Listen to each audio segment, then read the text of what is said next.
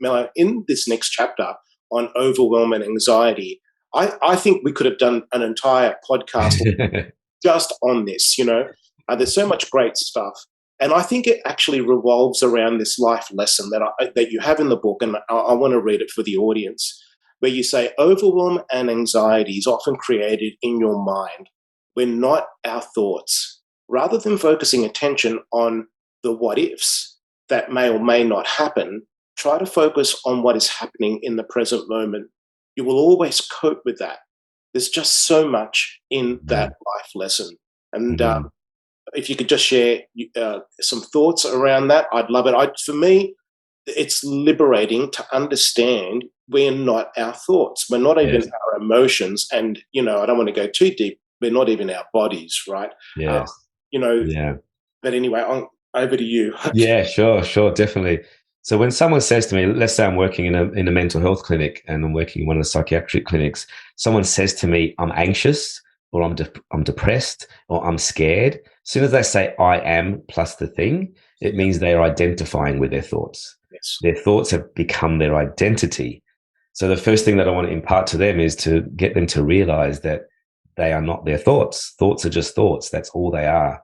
But we're really good at actually attaching to our thoughts and creating these stories, and almost such a believable story that you feel that it's real. And our thoughts, our body does not know the difference between a thought and a real threat, let's say. Yes. So our body will have that same physiological response from a thought. So that anxiety, that uncertainty, that fear, all of these fearful thoughts, often they're not true. We've just created them in our mind. So my invitation in this chapter is actually to turn towards your thoughts, to look at them, to analyze them a little bit, to develop a relationship with them. And I have a system that I talk about in a formula in the book that is very simple and very effective, and it'll catch pretty much 99.9% of uncertain, fearful, or anxious thoughts. So if you're having an uncertain or fearful thought or an anxious thought, and it's starting to you're getting carried away by it, and you're starting to feel it through your body, stop, pause, create that space we're talking about, and turn towards that thought and ask it two simple questions. The first question is it true? Is it real? Is it a fact? Most of the time it's not, and that's just a thought that you actually created. And the second question, if it sneaks through that sort of filter there, is it helpful? Is it even helpful for me to think about this? Is it even helpful for me to feed this thought? So we have a choice whether to feed the thought or to let it go or to accept it or to move on. So, really, most of the time we get stuck in what's called what if scenarios. What if this happens? What if that happens? What if I lose my job? What if I can't provide for my family? What if? And we have no control over that because they're not real. They're just thoughts. Yes. But if we can turn towards our thought and then focus also on what is happening in the present moment, we can always cope with that.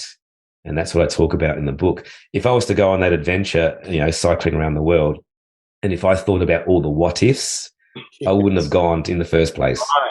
Yeah. Totally.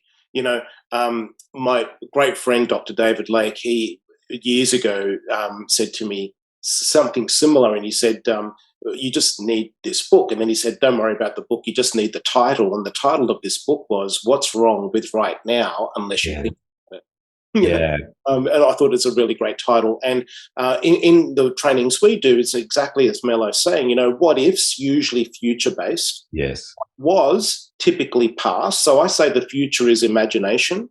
Yep. The past is memory. It's not dismissing them. It's just what it is. The past is memory. We can have different memories, and people have different perceptions of the same memory. And what if is just pure imagination. We don't even know what's going to happen tomorrow.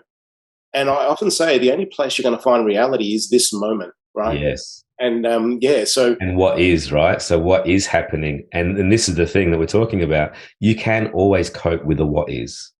Yes. You can always cope, no matter how difficult. We've gone through tough times. We've gone through a pandemic. We've gone through a whole lot of things. You can always cope with the what is. You can't cope with the what if because it hasn't happened yet, and it may not even happen. It's just an imagination, and the past has already happened. So the only moment that exists is now, and you can always cope with that. And this is what you were talking about. And that's what the quote says, believing that you will always have the resources inside of you to cope with what is happening in the moment, no matter how difficult. And you can get through anything, I promise you. Yeah, and some people might think, oh, this is a little bit of hopium, but I just unpack this for a moment, everybody. Think about it like this. If your mind's caught up in the past and future, your energy and your focus and attention is scattered. So are there difficult things that we need to deal with in the present moment? Of course.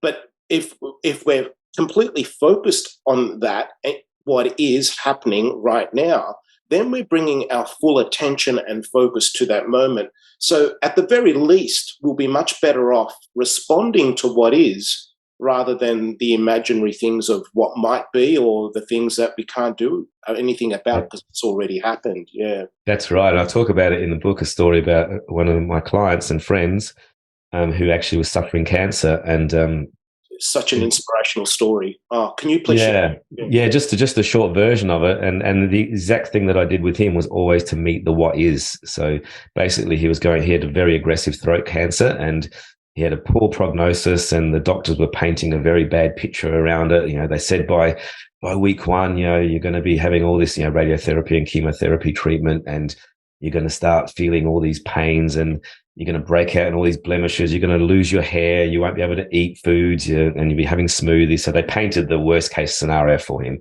you know, as they do in a way to prepare him. But I had the opposite approach to it. And I said, let's just meet each day. So I literally went to his house every single morning at around 8 o'clock. And we just met each day as it was. Every day we met it in the what is. How is he feeling on that particular day? And we did a strategy or a technique to meet that day as it was. We didn't think about next week, next month. You know, it was a 49-day treatment protocol. We didn't think about day 49. We thought about day 1, day 2, day 3. Sometimes we did a meditation practice. Sometimes we did a prayer. Sometimes we did some affirmations. Sometimes we just chatted and talked. But we met each day in the present moment. And this guy was amazing. He actually worked all the way through, believe it or not. He runs multiple businesses. He had energy all the way through. Of course, he had good days and bad days and nausea and all those sort of things. But he was just amazing all the way through his 49 days of treatment.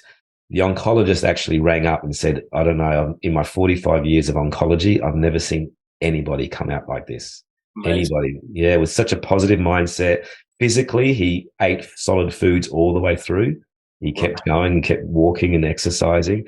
So we sort of just met each day as it was. We didn't worry about the prognosis. We didn't worry about the next weeks and the next thing. We met it and we did an amazing job together. And yeah, he's a strong guy, and you know, a testament to his work and what he does. So that's just from meeting the day in the present moment. It was such a great story, you know, Mello, that I was so moved that I actually had to go and get my wife in the middle of reading it and said, I need to read this to you, you know. Well, I'm just going to plug in some electricity while you're chatting, man. Sure. And I'll just share with the audience right now that, you know, what Mello's talking about meeting the moment, you know, and meeting the day is so important, because we can often just be defeated with the stories that we're telling ourselves in our minds, you know, about, you know, what if or what was, rather than what is. So a really powerful part of helping with managing overwhelm and anxiety